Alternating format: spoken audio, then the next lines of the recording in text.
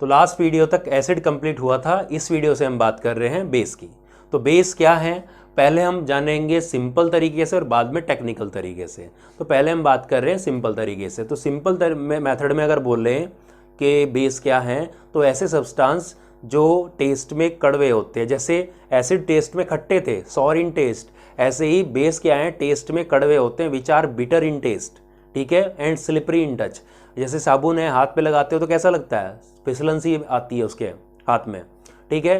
तो slippery in touch, तो हम पूरी बोले तो क्या बोलेंगे कि which are bitter in taste and slippery in touch called as acid base. ऐसे सब्सटेंस को क्या बोलते हैं, बेस बोलते हैं। जैसे इसका बेस्ट एग्जाम्पल है चूना, लाइम, ठीक है, उसको लाते हैं पानी में घोलते हैं और वाइट वॉश करते हैं, ठीक है ना। तो ऐसे सब्सटेंस क्या हैं, बेस कहलाते हैं। और एग्जाम्पल जैसे कास्टिक सोडा, आपने नाम सुना होगा, जिसका यूज़ साबुन बनाने में होता है, ठीक है। तो ये बेस है। बाकी ये जो आपके 10th क्लास की बात करते हैं, तो यहाँ पर सिलेबस की बात करेंगे थोड़ी सी। भाई वैसे तो बेस क्या होते हैं, दो टाइप्स के होते हैं। एक होता है वाटर सोल्यूबल बेस, एक होते हैं वाटर सोल्यूबल बेस, ठीक है, और दूसरे होते हैं water insoluble base, water insoluble base, ठीक है। आपके सिलेबस में वाटर इनसोल्यूबल बेस नहीं है, सिलेबस में क्या है, वाटर सोल्यूबल बेस। तो आपकी बुक में भी जब जिसमें भी जितने भी एग्जाम्पल दिए हैं वो सब वाटर सोल्यूबल बेस के हैं, ठीक है। यानी कि जब भी बेस की बात होगी तो आपके बारे में किसकी बात, आपको क्या सोचना है कि वाटर सोल्यूबल बेस की ही बात हो रही है। तो वाटर सोल्यूबल जो बेस होते हैं उनके लिए एक वर्ड यूज होता है, क्या बोलते हैं, एल्केलाई। आपने सुना भी होगा एल्केलाई। तो एल्केलाई क्या होते हैं, वाटर सोल्यूबल बेस, जो पानी में घुल जाते हैं बेस, उनको क्या बोलते हैं, उनके लिए एक अलग वर्ड यूज होता है, बोलते हैं एल्केलाई, ठीक है। जैसे फॉर एग्जाम्पल की बात करें तो जैसे सबसे कॉमन एग्जाम्पल NaOH, NaOH जो होता है, इसका जो केमिकल नेम है क्या बोलते हैं इसको, सोडियम हाइड्रोक्साइड, सोडियम हाइड्रोक्साइड, ठीक है। और इसी का जो कॉमन नेम है क्या बोलते हैं, कास्टिक सोडा, ठीक है, इसका कॉमन नेम बोलते हैं NaOH। दूसरी बात करते हैं जैसे KOH क्या है, पोटेशियम हाइड्रोक्साइड है, पोटेशियम हाइड्रोक्साइड, ठीक है। और इसका कॉमन नेम क्या है, कास्टिक पोटास, ठीक है, इसका कॉमन नेम होता है। तीसरे की बात करें जैसे कैल्शियम हाइड्रोक्साइड, CaOH का होल ट्वाइस हो गया, क्या बोलते हैं इसको, कैल्शियम हाइड्रोक्साइड, ठीक है। और कॉमन नेम क्या बोलते हैं इसको, स्लेक्ड लाइम, ठीक है, स्लेक्ड लाइम, ठीक है। भाई वही चूना पानी में डाल के घोल देते हैं, वही है, लाइम वाटर ही है ये, ठीक है, स्लेक्ड लाइम, ठीक, लाइम वाटर बोल दीजिए। और आपके जैसे और ले लेते हैं जैसे मैग्नीशियम हाइड्रोक्साइड, इसका केमिकल नेम। और कॉमन नेम क्या हो जाता है, आपने सुना होगा मिल्क ऑफ मैग्नीशिया, ठीक है।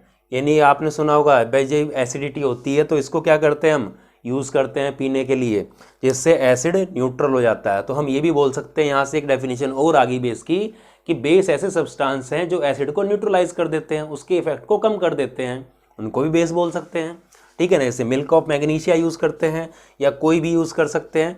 और ये मिल्क ऑफ मैग्नीशियम हाइड्रोक्साइड, ये पेट की एसिडिटी को कम करने में, दूर करने में हेल्प आता है, ठीक है। ये है, बाकी और भी हैं, ठीक है, अमोनियम हाइड्रोक्साइड है, ठीक है। तो ये हमने कॉमन जो एग्जाम्पल थे उनकी बात करी, ठीक है। अब ये थे आपका कॉमन तरीके से। अब बात करते हैं टेक्निकल तरीके से कि बेस क्या है।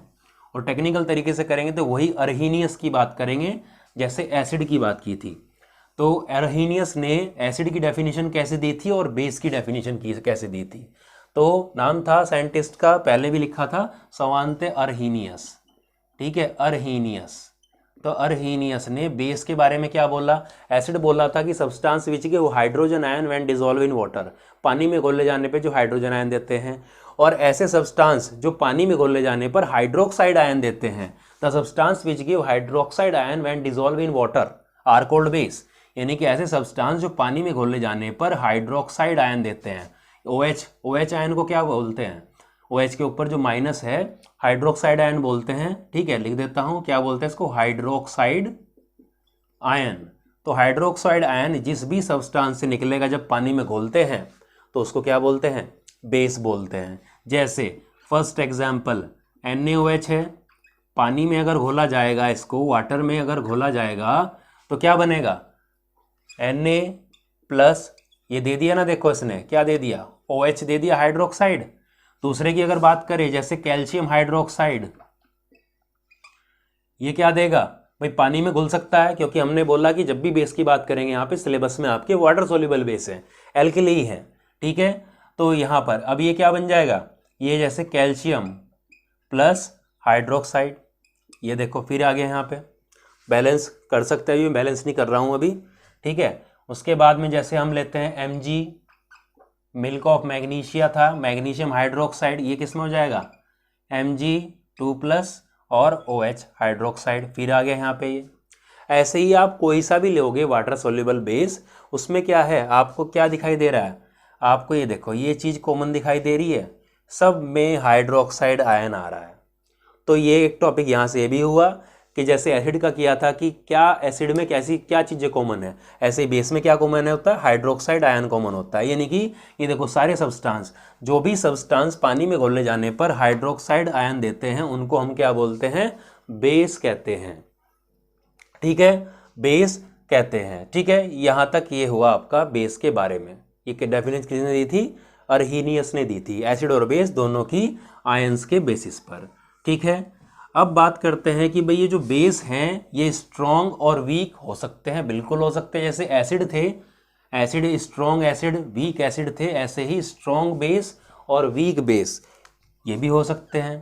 तो strong base and weak base ये क्या होते हैं, तो ऐसे सब्सटेंस, ऐसे बेसिस जो कंप्लीटली आयनाइज्ड हो जाते हैं जब पानी में घोले जाएं, द सब bases which ionized completely when dissolve in water are called strong base.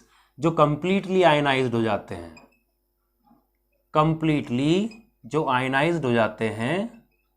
जो कंप्लीटली आयनाइज्ड हो जाते हैं उनको क्या बोलते हैं, हम स्ट्रॉन्ग बेस बोलते हैं।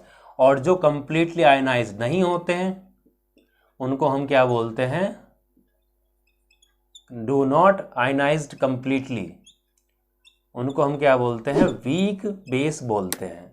सेम वो इसी तरीके से करेंगे जैसे एसिड में किया था, इलेक्ट्रिसिटी प्रोवाइड करा के, जिसमें इलेक्ट्रिसिटी ज़्यादा तेज जलेगी वो स्ट्रॉन्ग है क्योंकि कंप्लीटली आयन दे रखे हैं, और जिसमें कम जलेगी वो क्या होते हैं, वो वीक बेस होते हैं। तो स्ट्रॉन्ग एसिड की बात करते हैं तो एग्जाम्पल जैसे NaOH सबसे स्ट्रॉन्ग, KOH सबसे स्ट्रॉन्ग, ये क्या है सब, ये स्ट्रॉन्ग बेस हैं, स्ट्रॉन्ग एल्कलीज हैं, कंप्लीटली आयनाइज्ड होती हैं। ठीक है, जैसे NaOH पानी में जब डालते हैं इसको तो क्या बनेगा, Na+OH। ठीक है, इस तरीके से है, तो कंप्लीटली आयनाइज्ड हो जाते हैं। ठीक है, कंप्लीटली आयनाइज्ड हो जाते हैं। लेकिन किसी वीक बेस की बात करें जैसे अमोनियम हाइड्रोक्साइड NH4OH, ये क्या है, वीक बेस है। वीक बेस है तो क्या, ammonium ion NH4+ plus OH hydroxide ion दिया। यहाँ पर ये लगा रखा हमने, रिवर्सिबल साइन लगाया हुआ है। क्यों लगाया, क्योंकि क्या है, कंप्लीटली आयनाइज्ड नहीं हुआ, ये वापस कंबाइंड होकर वापस ये भी बना सकते हैं।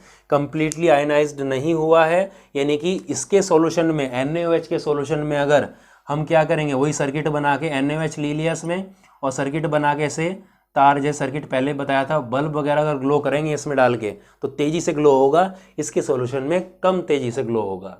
ठीक है ना, तो इससे हम बोल सकते हैं कि NaOH स्ट्रॉन्ग बेस है और NH4OH ammonium hydroxide weak base है। Ammonium hydroxide common name ammonia का वाटर भी बोलते हैं, अमोनिया वाटर।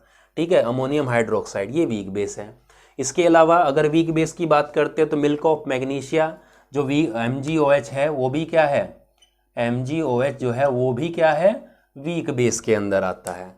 तो ये थे आपके स्ट्रॉन्ग बेस और वीक बेस। ठीक है, स्ट्रॉन्ग बेस और वीक बेस। तो यहाँ तक बेस का जो इंट्रोडक्टरी पार्ट था वो खत्म होता है। अगली वीडियो में बात करेंगे properties of base, physical and chemical, बिल्कुल ही आसान तरीके से। यहाँ तक कोई डाउट हो तो कमेंट करें, आपको आंसर जरूर मिलेगा। Thank you.